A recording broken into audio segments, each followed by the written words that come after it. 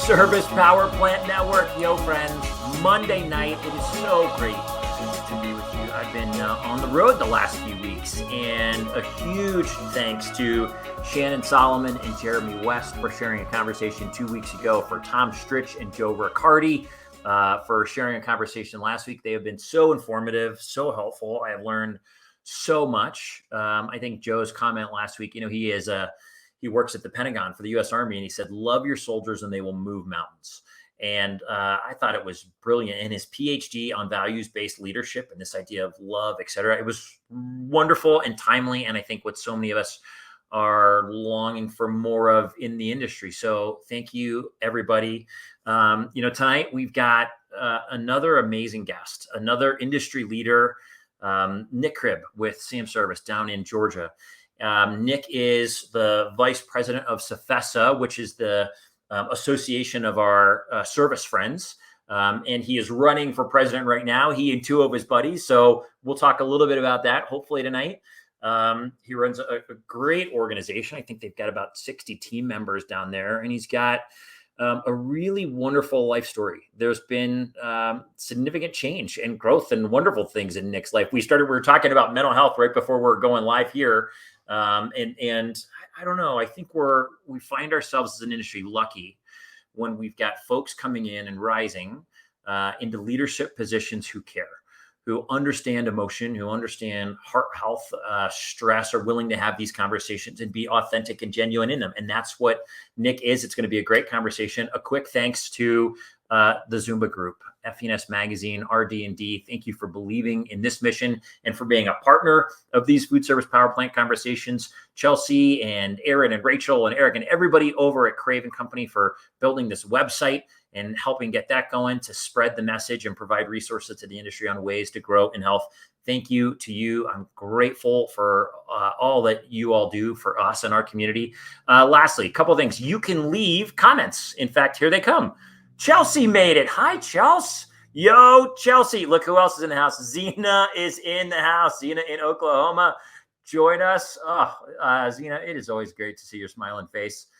Two previous guests, by the way. Z is hopefully in the house. Hi, Z. I hope you are great. I would grab a pen and a pencil. These moments, while we get to share real conversation, they're learning moments.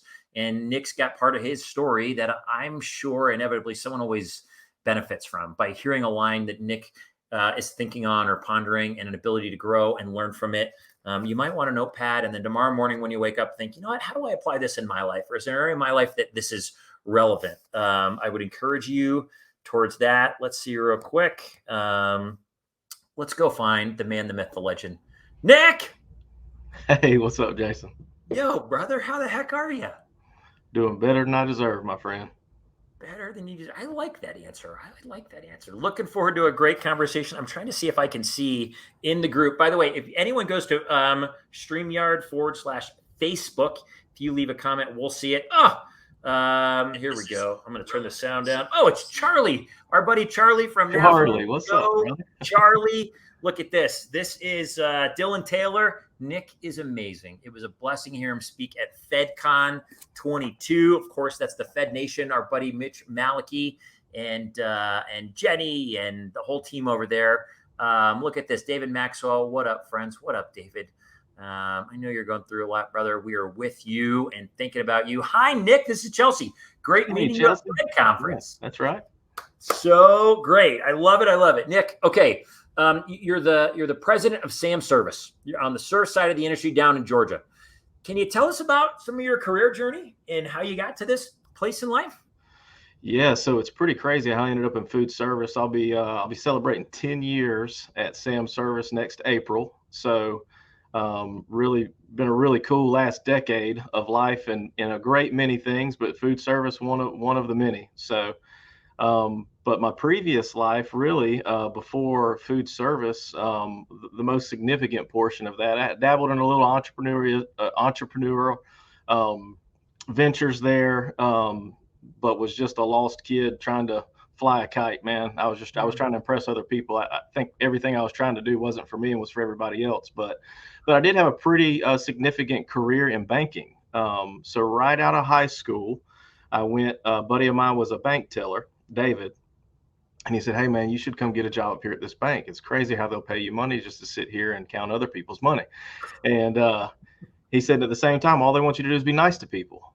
So I went to this bank and I started working, and I started to build these relationships with people whenever they would deposit their paychecks, or the lunch ladies would make the deposits on behalf of the school, or the tax assessor's office would make their deposits on behalf of the county. The superintendent would come in there and he'd speak about, projects that he was doing. And I formed relationships with these people. And also the bank that I was at was a small community bank. They were real big on customer service, which if you're going to be a good banker, you better be a good customer service proponent. So I got a lot of training there. You can hear a smile through the phone, and you need to learn people's name, because people like to hear their names. And what I found out through that training in banking and customer service is that those truths are run well outside of the financial institution, right? People now, I've got friends, and it's like if I see you out, Jason, and I say, "Hey, Jason, how are you doing?" Yeah. It's going to mean something to you rather than me just say, "What's up, dude? How are you?" Yeah. You know what I mean? So, Yeah. or if I communicate with you, if I'm positive and uplifting and I've already got a smile on my face and I'm in a good spot and I share that with you, it's going to bring you into that space with me. But through banking, I did your typical, guys like us, and guys and gals rather like us. Started out as a teller. Next thing you know, "Hey, Nick, will you be the lead teller? Hey, Nick, how about customer service? Hey, Nick, how about processing some loans? Hey, Nick, we'll send you to school to do consumer lending. Hey, Nick, we want you to go run this branch, be a branch manager." And I was just ascending like crazy through this bank, and I was enjoying every minute of it. Yeah. With the upbringing that I had, being around the type of people I was in the circles with through the banking world was really encouraging and fulfilling to me, because I never thought that I'd be a part of those people groups, which I found out later was a lie. But either way, I didn't think I was supposed to be there for a long time. And but then 2008 happened. I was the junior vice president. I was being groomed for commercial lending. They were sending me to a very specialized banking school. But when the economy started to fail and the mortgage crisis happened, the community bank that I was a part of was highly leveraged in mortgage loans. Okay. They were not part of the malicious practices, but they crumbled due to those practices. And they had to cut like 40% of the staff. So at that point, I had a 6-month-old daughter, had just got married. I bought a house with my wife in July of 2007. So I bought high and then blinked with a brand new baby and a big old mortgage that I was like, "Man, I'm never going to pay for this house." I'm never going to pay for this house. So like I bought this house for like $175,000. Now it's worth like 100. I was like, "I'm never going to get out of this hole." And from there, I kind of had a bit of an identity crisis, and that's where I alluded to before with the entrepreneurial spirit that I have and stuff like that. I kind of got wayward with it, and stumbled and fell and stood back up. And when I did, here I am at Sam Service, and it was a good friend of mine. His name's Kurt Scott. He's the CEO of Sam Service. He's one of the founding partners of Sam. So Sam Service is actually an acronym for Scott, Allagood, and Moorhead. It's actually 4 guys. Kurt Scott's 1, Alan Allagood, who's our CFO, is 2, and then John and Bill Moorhead, who are local corporate attorneys here in Georgia, are the third wing of that. All great, fantastic men. Definitely, I would not be the man I am today without their leadership and their just their encouragement and just pouring into me over all these years. But so I came to work at Sam Service as a dispatcher, making $10 an hour. We had about 6 employees. Kurt was like, "Listen, this thing's an upstart. You're on the front end of it. I don't know what the heck to tell you to do. I just need you to make good decisions." And it's kind of a funny thing where he's like, "I just need you to make good decisions. I need you to drive revenue." And so we started doing that. And man, to think back when I had that Falcons hoodie on with those holy jeans and a busted pair of Jordans, making $10 an hour, telling a couple techs what to do every day, to what God has allowed to happen here now it's honestly kind of hard to wrap my head around sometimes. Wow, Nick. Thank you. There's a couple of places we're going to go with this. This is our buddy Charlie. Charlie with NAFM, banking industries lost, commercial food service industries gain. Charlie, 100%. Holy smokes. Thanks, Charlie. Charlie, you don't have to lie in the comments on this thing. Come on, man. Lie. Charlie, that's really funny. Actually, you know what? We owe Charlie a thanks because Charlie, Nick, is how I got connected to you. Charlie and I talk sometimes. He was probably giving me wisdom on how to run. Charlie's one of my running buddies, and nice. He's like, "Hey, you know who you should talk to sometime?" He's like, "There's this guy, Nick." And he starts telling me your story. And so, Charlie, thank you for hooking the two of us up and making this happen. This is awesome. Truth, dude. There we go. I love it. So you said a couple things in that first part. One was about, I'm paraphrasing, but about pulling people in, or people pull you in, and you sort of feed off their energy, kind of become what they are. Do you remember what you said? I don't remember the context. Yeah. I understood what you were saying. When I was talking about with banking, when I was talking with people, I knew I needed to give my good vibes away to them because it'd make them want to do business with me. So how often does that idea that people feel whatever we're bringing, right? That whatever energy we're bringing into a moment has the ability to sway someone in any particular direction just simply by the attitude, the spirit that we're coming in with. How often do you use that with your teams, with the women and men working beside you and that you're guiding, that you're leading? Yeah, so I use it every single day of my life, and it's not just my team members, people that I lead. It's also people that I love and I care about. I try to do it with my family. I try to bring energy home every single time I walk in the door because my wife and my kids need it too. You know, it shouldn't just be the guy with 75 Pizza Huts that gets the best version of me that feels good after they talk with Nick. You know, I got 3 kids and a wife that deserve it too. So yeah, I try to use that a bunch, and it's one thing that I've learned is my superpower that I truly do believe it's something that I just have, and I don't understand why. I'm just grateful I do have it. Yeah. A good friend of mine calls it emotional intelligence. He says, Nick, you always just seem to have a knack to say what people need to hear. He said, sometimes you'll do it very, very aggressively, which earns their trust, or sometimes you'll do it very, very gracefully, which also earns their trust. He's like, and I think it's just God given. And but at the end of the day, it really is. I mean, I really just do try to meet people where they are. And if I feel like I've got something to add, like if I've got a value add that I can give somebody, I need them to know that. And I don't want to be like a used car salesman about it. You know what I mean? I want to really do say, hey, I think I've got something valuable for you, and you should listen to this. And when I'm offering that, I also try to be open ears and open eyes, because sometimes the nonverbal communication you get from leading and loving people are the loudest ones you should listen to. And if I am being a little too abrasive or aggressive or salesy, and I can stop and just say, hey, are we on the same page right now? Are we in unity on where I'm heading? Are we off track? Are we on track?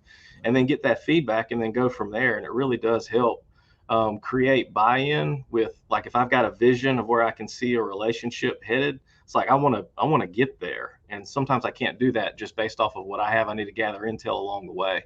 And I feel like over the past 10 years here at Sam Service, through leading some really, really great people and some freaking alpha males too, man. Let me tell you something. Down here in South Georgia, these jokers will make you earn it. And I'll tell you what, my wife is a 5-foot Italian smoke show, and she don't give it away easy either. So I mean, it's like you got to be confident and well spoken. And but to truly get buy-in and get people to that promised land that us as leaders feel like we can see so well, and to actually get them on board and enjoy the journey on the way there. Wow, Nick, was there a point? Do you think you always felt somewhat confident in your level of emotional intelligence? And if there was a turning point, if there was a moment in time you had where you started paying more attention to that, or you started learning more about that, I'm curious if you have any thoughts or advice. And none of this we even talked about in our pre-question, so I know we're just running with it. But I'm curious if you have any thoughts on, for someone who doesn't feel like they relate to that phrase, emotionally intelligent, to pick up what someone else is putting down, either verbally or non-verbally, in those cues. Any thoughts on what they could do to cultivate that a little bit? Oh man, I'm probably not the best teacher in regards of how to do it the best way. Yeah. But I do believe it's typically foundational in two regards. One is listening. I mean, you just got to be willing to listen if you really want to understand. And sometimes that's harder with some than others, right? Sometimes there's people you got to lead who are they don't talk a whole lot, they don't really communicate a whole lot, or they don't do it well. But the other thing you can do is you can have empathy. Is you can really have a mindset of empathy that this person has been through crap, just like I have, and there's something there that there's a defense mechanism possibly there that I'm going to have to help break down so I can get in unity with them to move forward. Or I just need to be gentle and graceful and let them know that I'm not a threat and that I really do have this really cool vision that we can move toward together. And I want to have their opinion on if they think it's a dumb idea or not. Yeah. Oh, I love it. The recognizing, listening, and empathy. A pretty solid pair right there. And I think you're right. Almost always, the ability to combine those two with anyone you're engaging in certainly creates greater levels of trust towards moving forward in the vision. Charlie saying, "So, someone make sure his wife hears that compliment stat." I'm sharing the link. So great. Oh my gosh, Charlie, making me smile. Nick, that was well played. I love it. Gosh, thank you for that answer. We're talking. Yeah. Anyway, I'll go on that later. You are a leader in a business, pretty big business down there in Georgia, and none of our team members you have, and what you're doing, and all the folks you're serving and servicing. You've got a wife who we referenced. You're married. You've got 3 kiddos. How in the world? How do you find ways to bring your energy to both?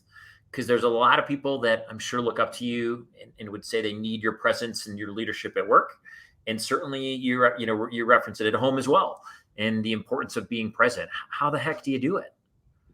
So if you haven't noticed yet, you'll hear me say the word unity a whole lot. It's something that I truly believe in, both as a businessman, and as a friend, a brother, and a husband. And I feel that there is beauty and just some rocket fuel that can come from being in unity. And so that's the number one thing that I would say in separating those is I really do have a strong desire to stay in unity with my wife and what I'm doing personally and professionally. Sometimes that's, hey, Eason, my youngest son, I feel like he's been whining a whole lot. And I think he needs to hop in the truck with me and we need to go do some dude stuff today. Like, how do you feel about that? And I don't want to just say, hey, I'm taking Eason, I'll be back. I want to have a conversation about it. I want her to be there with me so she understands where my heart's at. And also so I can slow down and listen, because sometimes she might just be like, listen, man, the kid's had a diaper rash for 3 days. Nick, that's the reason why he's whining. I don't think he needs to ride in the truck with you. I think he just needs some, Right. Yeah, right. Go to Walgreens and pick up some. Yeah, you're complicating it. Yeah. But the other thing I would say is boundaries. So boundaries for me are huge. And whenever I set boundaries in my personal life or in my professional life, the only way that boundaries work is if there is accountability when you get outside of those boundaries, right? There has to be a consequence. So what I mean for that is if I say, hey, I'm not going to schedule anything on my calendar, Christina, with all the stuff, all the things that I'm being invited to be a part of without speaking with you first, then there's a healthy there's a weight. And I know it's like, man, if I schedule this trip before I talk with her about it, there's going to be some consequences. You know what I mean? Yeah. And I don't want to deal with those. I want her to be happy, and I want to be I want to be in unity with her and on the same page, and for us to be able to care about one another. And in the same regard with my personal life too. I don't want to have too much going on personally that I can't be the man that I need to be for a growing company. And so boundaries, accountability, and consequences are a good concept I try to keep to hold me disciplined in that regard. I love it. And I like where you start. I like that it starts with unity, that's the goal. That's the mission. The tool is boundaries. Tool number A is boundaries. And then whatever the consequence, well, I guess there's consequences either way. If you live within those boundaries, there's joy, in your personal life and unity and at work, then the consequences can be positive or negative. That's exactly right. Good for you. Any disciplines in your life that you practice consistently? Are you someone who gets up at the same time every day and reads or walks or runs or whatever? Yeah, so I wouldn't say that I'm naturally an early riser and just my feet hit the floor whistling, sunshines and rainbows first thing every morning, but I do try to hold my thought life captive. I believe that my thoughts dictate the way that I feel.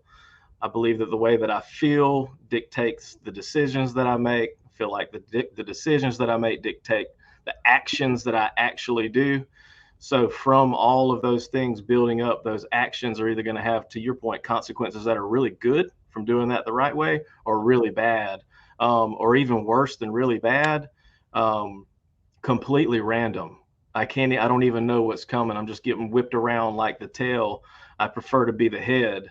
So I try to start every day. The way that I try to start my day and keep my thoughts captive is to spend time spend time in the Word, spend time with with the Father is how I say it through my belief system, and just say, hey, this is where I'm at. I'm thankful, grateful, humble today. And I journal. I keep a journal every day. That's another healthy thing to do. You really can't see how far you've come if you can't look back and see what you went through. And I can assure you, if you're listening right now and you think that you can trust that brain to remember all the stuff that you've overcome or that you've celebrated, you're selling yourself short. Because about every 6 months I can read back through that journal and go, daggum, I remember that. I didn't think I was going to get through that. Or daggum, that was amazing. I completely forgot about that. Yeah. Just amazing triumph in my life. And it'll calm me down and humble me like, man, I got a lot to be grateful for, because all these things just stack up, man. Monday, Tuesday, Wednesday, Thursday, Friday, weekends, then the seasons start turning and the years start going by. And man, you can really miss out on a lot of joy, a lot of victories, honestly, if you're not writing that stuff down. So I think journaling is a good discipline. Those are all pretty amazing, Nick. Oh my gosh. Look who's here. Jason Hartman. Oh, good to see Jason, you. what's up, dude? What up, Nick? Great to see you on the FSPN. Jason, it's good to see you, my friend. This idea, and I didn't get to write all of it down, but thoughts dictate what we feel. What we feel dictates our decisions. Our decisions dictate and lead to the actions we take, and then consequently the outcomes and those good or bad feelings, consequences. Where was there a place you learned that? Yeah, it's funny that you ask. So I learned the concept of holding your thoughts captive actually at a drug and alcohol rehabilitation center in Alapaha, Georgia in 2008. Or I'm sorry, 2008 would have been the mortgage. This would have been 2012. I'm sorry, Jason. 2012. When I went there, one of the fundamentals they talked about was like, hey, you got to learn what they call the biology of addiction. Like, this is what's happened to your brain, and if you want to get whipped around by the tail and not be the head in your life, then you're going to get slung into bad relationships. You're going to get slung into bad decision makings. You're going to be filled with sorrow, with grief, with remorse, probably shame, which is always going to lead to relapse, Yep. Or jails, institutions, or death. So I don't want to be in a jail, an institution, or dead. I prefer to not be in any three of those. So I really took that learning to heart. And all these years later, what I found is those same principles, those same fundamentals are pretty much translate across a great part of life, a big part of life. It's something that I teach to my kids now. Like, my daughter's in the 9th grade, and I talk to her about holding her thoughts captive. And it ain't got nothing to do with me going to rehab, but it still rings true to her. I'm like, hey, if you wake up and you say, I'm an awesome person, I deserve to win today, I'm going to smile a lot. Like, if you think that, then I'm telling you, you're going to feel good, Bailey. When you get to school, you're going to feel good. It's a very natural thing. You're going to be confident, and people are going to see you smiling naturally. That's going to lead to you wanting to do good things for others, or allow people to say, hey, you look good, and you respond well. Well, thank you. I appreciate that. You even learn how to take compliments well, which is something that I struggled with my entire life. And then from there, you have good actions that are just good things, and that you become a good person. You become a good part of this civic organization that she's a part of at her school, that all starts with what she believes at the very start of the day. So, and that has nothing to do with where I learned it from. Wow. It's keep your thoughts captive. Thoughts become feelings, feelings become our decisions, decisions become our actions. I freaking love it, Nick. I think it's right here, one of them. I've got this deal that I made and I laminated, which is, I call them positive affirmations, right? It's ways I start the day. I love discipline and thrive knowing I'm doing all I need to live well. I'm aware of what I'm thinking and how it affects my life. I know what brings me joy, all this kind of stuff. It's all these positive things in different categories: personal, career, finances, health, relation, all this kind of jazz.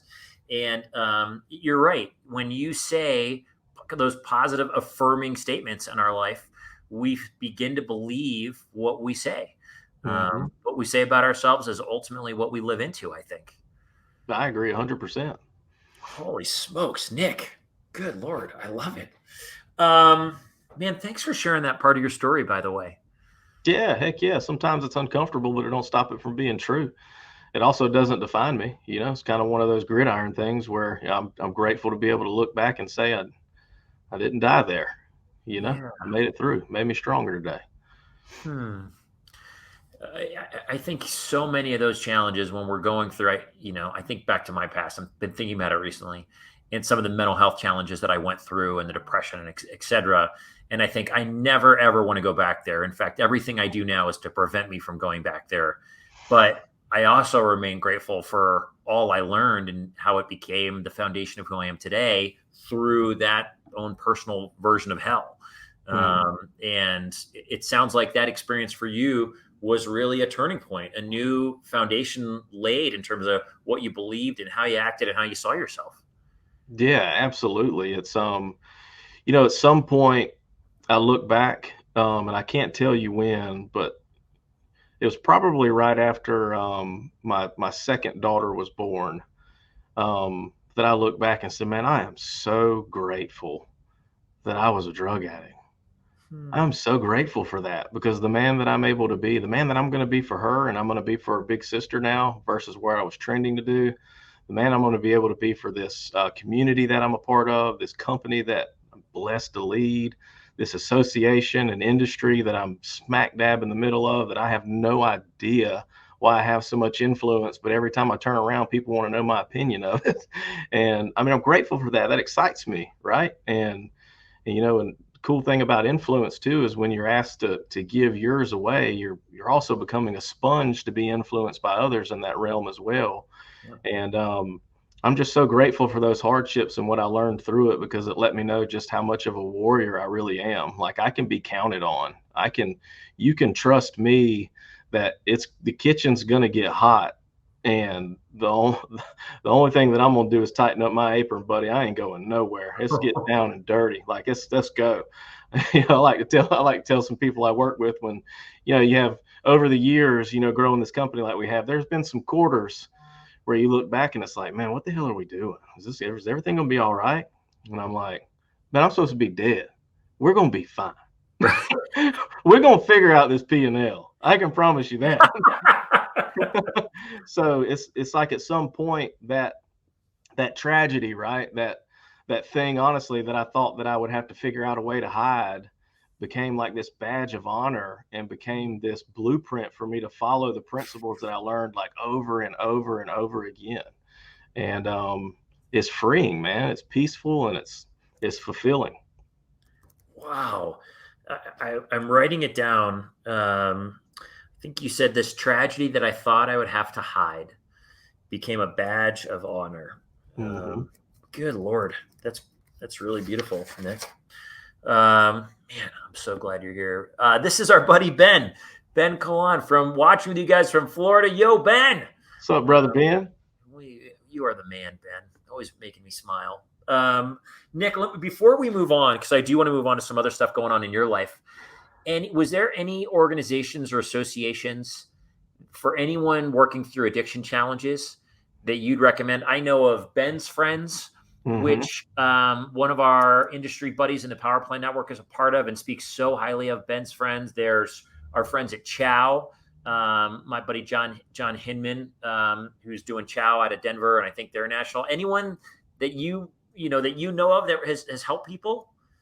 Yeah, so there's one down here in Georgia. It's actually where I went, and I'm heavily involved with them as much as I can be. I actually had a call with them about 2 weeks ago, and it's been over 100 men that have called me, and that I've able to lead them there to at least have the opportunity for freedom with that. So over these past 10 years, to think there's been over 100 dudes, I can't even remember, like probably 20 of them.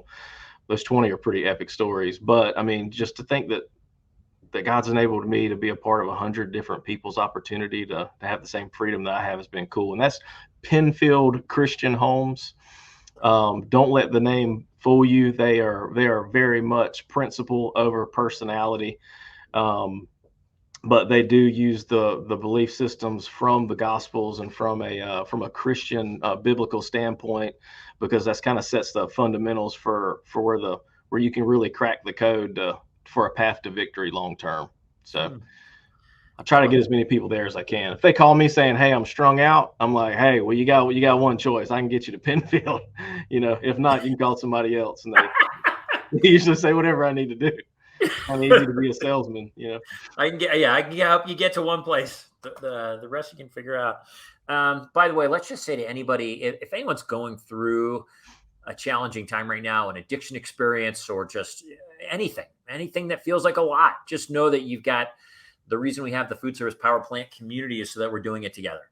And we all have ups and downs. You're welcome to reach out to me, to Nick. I mean, so many people are happy to hear your experience and offer any guidance we have or point you in the right direction. Whether we send you down to Georgia, if you're from up here, wherever you're at, or wherever that is, there's so many local organizations as well. So just know that you're not alone in that. David Maxwell, Adult and Teen Challenge. There, it sounds Teen like that's challenge another is one. solid. Yep, teen challenge is solid. I agree, David. Awesome. David, thanks for sharing that. Heck yeah. Z, love that. Heck yeah. We got each other's backs. I love it. Um, okay, I want to talk about, in our industry, we call the different channels, the different segments, the five families. There's NAFM, which I'm a part of at this point in my career, the manufacturers. There's CFESA, the service agents, right? The techs that are taking care of the equipment. There's FIDA, the dealers will be there in September. All our dealer friends. There's FCSI, Wade and the crew, all the consultants. And then, of course, MOPSI, Allison, Tom, the whole crew over there. And there's the reps. As it relates to your world, Nick, the service side, tell us what you all are going through. And what do you hope that the rest of the industry knows most about what our service friends are experiencing right now? Yeah, so I mean, we're going through a lot of what a lot of people are in regards to in the fight for skilled laborers. The next generation of thought leaders and also just soldiers on the front lines that can push things across the goal line. If you think about it in regards to, we got college football fixing to come up here real soon. There's a lot of different players needed on the field at any given time, right? And that's the same. The players that I need might look a little different from yours at NAFM right now, but you still need to fill your defensive end position, and I really need a wide receiver. And so we're all facing those challenges and trying to win recruits so that we can win games, because winning's important, right? We're all doing this thing in food service, whatever family we're a part of, because we want to win. We want to add value for people and for end users, customers alike. Ultimately ourselves too. Like, I mean, I imagine it feels pretty good for, an owner of a football team to hold up a trophy, even though he didn't play one snap. He still played a part in it. Everybody wants to win. And I was just saying, we're doing everything we can to win right now. We know that our biggest opponent is getting skilled technicians in the field. We feel the best way to approach that is starting earlier than tech schools, starting to be able to whisper into ears of junior high schoolers and high schoolers, saying, hey, if you have a knack for technology, if you have a knack for mechanical type skills, you don't just have to go to Future Farmers of America. You don't have to, there's something other than Procter and Gamble. You can come to work for us and I can get you on a path before you're 25 years old. You could be making six figures and you can, buy your wife that car that she wants. And, all those little monikers that to us now as seasoned adults and leaders, maybe those monetary things don't mean that much, but don't fool yourself, man. When you were in middle school and high school, dadgummit, you wanted to know how the hell you was going to pay for the Corvette. Sure. And so we're trying to tell them, hey, there's a path here. Also, we can show them the hard data of people are just eating out more now than they ever have before. There's still a lot of nuclear families, nuclear structures that, cook a meal. But I would say that instead of it being 5 or 6 nights a week, which was kind of typical probably when we were coming up, it's probably more like 2 or 3 nights a week now. And so what does that mean for them? That means that if people are going there to buy that stuff's going to wear out and you can make good money being the one that fixes it. Sure. And then another part of that too, I would just say is being in unity together across all 5 families as we figure out this new world, this post-COVID world, this world that we live in that's got extraordinary change. I swear it feels like every single day there's this new just fundamental shift in thinking process or idealism. And it's like, man, we all got to be together on this so that we can, that we can win and we can provide value to who it is that we're trying to, who are trying to help win themselves. Man, I love it. I agree. Unity, I think that's a great word for us all to think about. Jeff Victory, food service industry sounds so mafia when you call it the 5 families. A small amount of sectors for such a vast industry. Challenges are an ever-growing obstacle for all. Jeff, you are completely right there. And what's up, Jeff Victory? What's that? Jeff Victory is a good friend of mine. I just wanted to make sure I said hello. Love it. Hey, Jeff, I'm glad you joined us, man. Yeah, I love this idea that we're all finding ways to connect, understand each other. Really, what's the plight of each segment, of each family, if you will, and how do we support one another in it? How do we, lift each other up and change the way we're doing things if it makes the other channels perform a little bit better, or just to really, maybe it's, sharing information in different ways or doing things a little bit differently. So you're right now, Nick, you're currently, I think, the Vice President of CFESA, correct? Correct. And I believe you're running to be president, correct? That is correct. Awesome. So tell me, what excites you about the possibility of being and this is all a volunteer position, right? For sure. Yes, sir. Where I think you're probably nominated and then you're voted on by the members of CFESA. I think that's how it worked at Mossy. Is it the same way? Same way. Awesome. So if you get to become the president of CFESA for the next year or two, what's the period of time? It's a 2-year term. 2 years. Okay. Mm-hmm. Anything in particular that's on your mind that you're like, what, here are things that I really hope we solve together? Yeah, so 3 major things for me. One of them is to the point that I was making earlier about if we need laborers, I think we need to weaponize our membership and say, hey, you in Pennsylvania, why don't you go find 5 trade schools and 5 high schools for me and get them to me, and I'm going to get that to our executive director.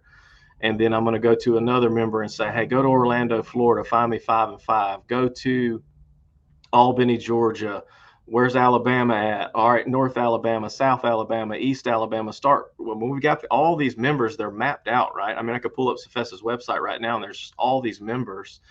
And they've got influence, and they've got partnerships, and they've got these deeply rooted relationships in these communities that they're in.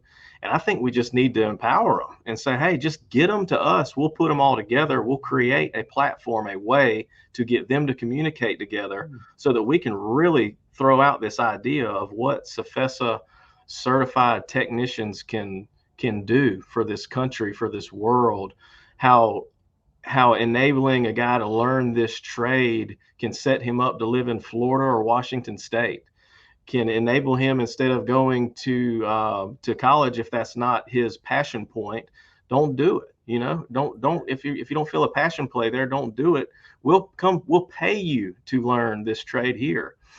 Oftentimes what happens too is you'll have these guys who come in and they learn the trade, and they're very eloquent, well-spoken, thoughtful leaders that just need to be developed, and they can run large segments of Sam service for me one day. So it's not like I'm just asking little Larry in the 8th grade to come here and be a tech for the next 40 years. Sure. Heck, he might have my job one day, and I'm completely fine with that. Yeah. But we need to attract them, right? And I think we all need to work in unity in a more practical, pragmatic approach. And I don't know if it's just putting a map on the stage and saying, hey, everybody come up here and put your dot, and then I'm going to hold you accountable to getting me those 5 contacts. That's the number one thing, is I really want to figure out a way for that to be smart, accessible, and achievable. The second thing is I want to use our executive team, executive board members at CFESA in a different way. I don't think there's anything wrong with the way leadership has ran the board in the past at all. I just kind of want to challenge the status quo. And instead of the president being the mouthpiece of the entire association at MOFC, at NAFM, at FEDA, I would like to send whoever my VPs are. Say, hey, you go and you talk to them and you come back and let me know what you found. Or if they want to have some insight on a warranty or financial piece, margin markup on parts, OEM versus, whatever, like I want to send my treasurer. I'm going to have the guy that's really good with numbers. He might be better than me, and send him and come back. And I think that broadening that area of able to influence with different personalities is going to create better communication in the boardroom. And it's also just going to be better developing leaders who are going to be president when it's only 2 years I'm going to be there, right? And then somebody else is going to need to come up. I think that'd be good. And then the last thing is I just want to make sure we climb the tree together at CFESA and really look at our mission, vision, and values and say, are those still true? Because sometimes what can happen in associations and in companies is you can mature, and those things can change a little bit. Just 2 years ago, our number one core value at Sam Service is we execute quality work. It's a sound value, right? It's a good one. Everything we want now, whether you're in the office, you need to execute quality work, or you're in the field fixing a fryer, execute quality work. Well, one thing that we found was that safety needs to be a part of that we don't want to just execute quality work. We want to safely execute quality work. And words matter.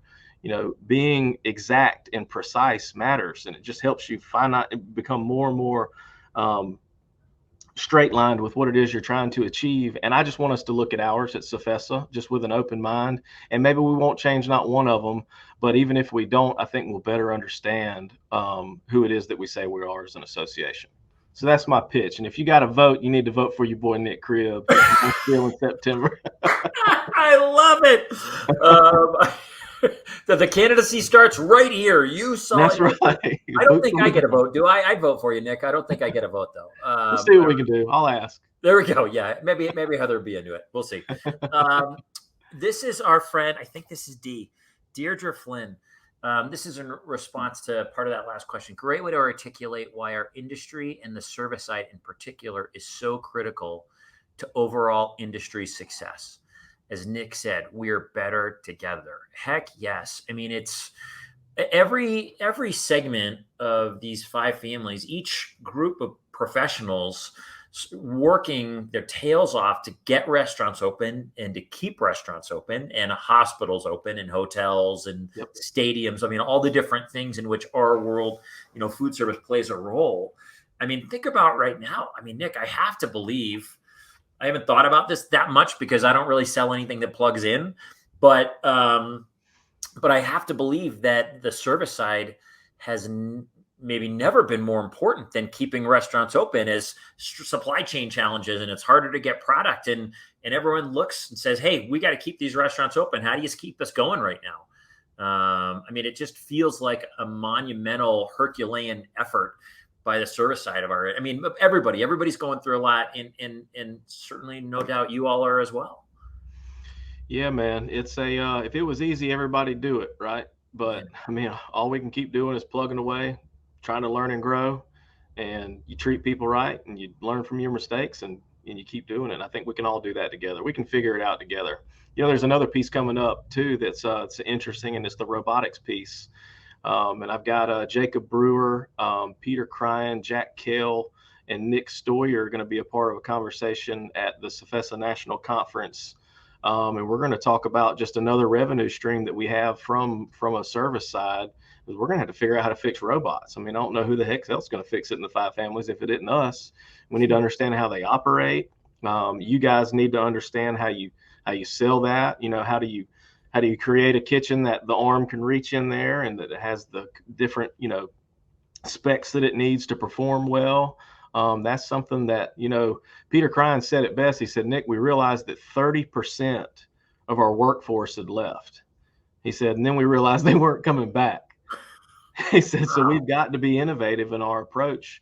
How do we still get our customers, our end users, high quality products that they can get over and over and over and over again with very little variance? And I think we all play a part in that future together, and it's kind of exciting. That sounds, I think exciting is a great word for it. A whole new frontier of things to learn about, ways to grow, a whole new group of potential candidates to pull into the industry, from different segments. I need to think about it. I love it, Nick. Good. Well, you got my vote. Cool. I want to end with this. Define for me success. When you, whenever the day comes that the kid you're talking to in 8th grade comes and replaces you, in 20 years or whatever that is, how will you look back and define, whether it was a successful journey? So Albert Einstein, pretty smart guy. I don't know if you've ever heard of him before, but he once said, one should not try to be a man of success, but rather a man of value. And I think success to me is how can I add value to other people's lives? And obviously there's a bunch of different hats I can wear there, right? I would consider Nick Cribb successful if I became the president of CFESA, and that's not being successful, but adding value to my membership and my peers and my colleagues would be successful. I would consider myself being a successful father, not because I've fathered 3 kids, right?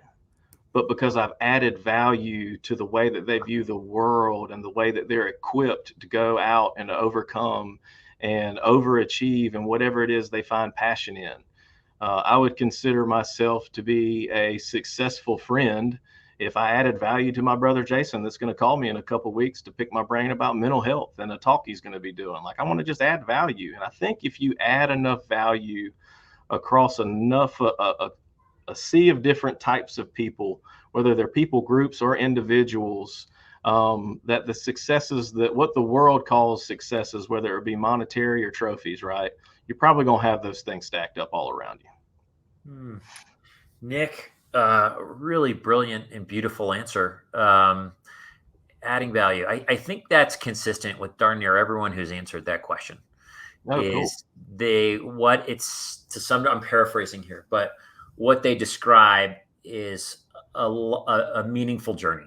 It meant something, that my experience meant something to someone else in a positive way. And yours is right in line with that. And side note, that Einstein quote. So we prepare the daily quotes a month in advance.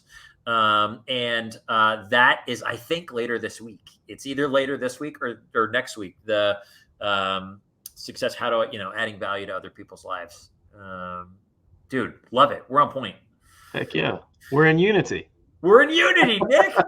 Freaking awesome. I love it.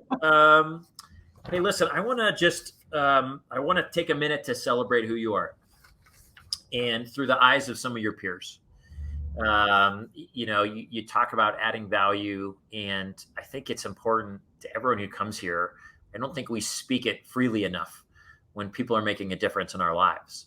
And it's hard to know how to say that. And, it can be uncomfortable to say, hey, look, what you've done for me is really meaningful. You've affected my life in some profoundly unique ways. And you're doing that, Nick. So I'm going to read from a couple people that you're buddies with, you're close with, or watching you from afar. Just give you a little bit of feedback on how you're doing. Heather Price from CFESA. Nick is an incredibly bright young professional who is open to mentoring others to help rise all ships with the tide. I enjoy cutting up with him on our calls, and I look forward to watching him grow in this industry. And I predict great things. How cool. Man. Charlie Surata from NAFM, the friend who connected us. The food service and equipment and supplies industry is a great community filled with people you can't wait to spend time with. Nick Cribb is one of those people who goes right up to the top of the list. Nick is wickedly smart. He's open, honest, and a quiet but humble leader. Best of all, he's funny as all get out.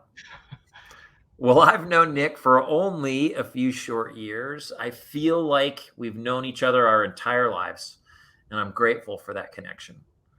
Thank you, Nick, for all you bring to the table and for the wonderful gift of your friendship. Sheesh, man, I'm not going to be able to go to sleep tonight. Charlie is a writer for sure. And Charlie has a gift of writing from the heart so powerfully. And you're making a difference, Nick. Lastly, another mutual friend you and I share in Rich Malachy of Malachy Parts and Service and the Fed Nation. Nick Cribb is one of the most honest and genuine people I have ever met in my life. If you want to know the answer to a question that you ask him, you can rest assured he will always give it to you straight. If you were at the Fed conference, you will have heard his story. And I know that this man is everything the word perseverance stands for. I am very proud to call him a friend, and our industry is so much better for having him in it. Thank God. Heather, Charlie, Richie boy. Golly. Love you guys, man. Thank you. Thanks for doing that, Jason. Oh, gosh. Yeah. Well, thanks for being you, Nick. You are, I would offer, as kind of a next generation of leaders continue to grow into that role and grow into their voice, and those opportunities that you mentioned of sharing it from the stage and inevitably getting to have an influence. We become the people we surround ourselves with and the people we listen to. And I would tell you, the more our industry gets to listen to your voice, the better off we all are. And who you are, the challenges you've persevered through, the person you've developed into by changing your thoughts and then your feelings and then your decisions and your actions and the ripple effects of those changes, Nick, for your family certainly are profound, and certainly for our industry as well. And it's really fun for me to know that someone like you, with the platform you do, is just getting warmed up. Thank you, brother. Very encouraged. Appreciate being a part of this tonight. Heck yes. Look who's here. Wade Kaler. Wade. He's going to be a great leader. I love it. Look at this. Deirdre Flynn. Thanks, Jason. Thanks, Nick. And for sharing so openly. Goodness gracious. Heck yes. Who's this? This is Charlie. Thank you both for the powerful conversation. It was better than anticipated. Have a great week. See you at CFESA. Yes, you will, my friend. Charlie, heck yes. I love this. Zena, wonderful takeaways. Thank you, Zena. It always makes me smile when you are here for these conversations. Listen, friends, colleagues, on behalf of Nick and I, we're really grateful you joined us. Thank you for being, I think we're in a better place. I don't know if better is the right word.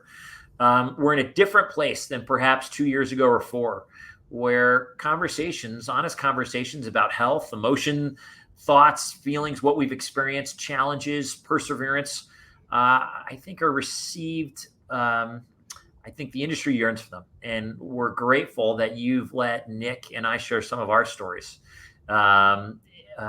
Remember, I'm going to come back to a point we made earlier.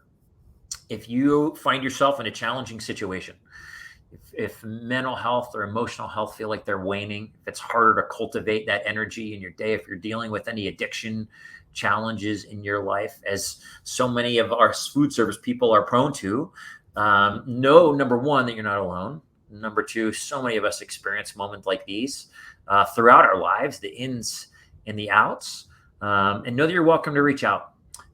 Your job is to keep going. I think another thing Einstein said was something about, momentum. You got to keep the bike moving to keep momentum going and just keep pedaling. keep going, connect with friends, reach out to either of us. There's so many in our community, and we'll help point you in the right direction, or listen, or simply be an ear if that's what you need. Who is this? Let's see this. Chris Rowling, keeping it real. See you at CFESA. Love it. David, great conversation. Thank you. Thanks, guys. This is Tom Stritch is in the house. That was wonderful. Foodservice Powerplant, all our love from us to you, wherever you are. Keep caring for one another. Keep supporting one another. Remember, you're stronger than you realize. There's more inside than perhaps you give yourself credit for, as it relates to the challenges that you might be working to overcome. And certainly we're doing it together. Have a great night, Nick. Thanks again, brother.